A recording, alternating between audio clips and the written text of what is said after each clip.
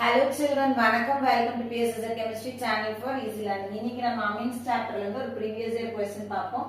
Question number 26. Classify the following amines as primary, secondary or tertiary.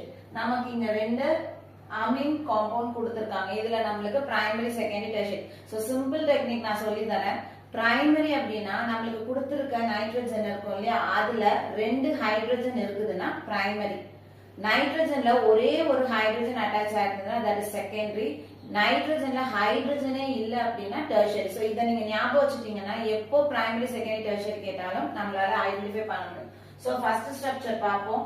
நமக்கு nitrogen இங்க கொடுத்திருக்காங்க. நைட்ரஜன்ல பார்த்தோம்னா ரெண்டு CH3, இந்த பக்கம் பார்த்தோம்னா இந்த பார்ட் அட்டாச் ஆயிருக்கு. சோ ஹைட்ரஜனே இல்ல. அப்போ this comes under tertiary. tertiary amine வந்தது.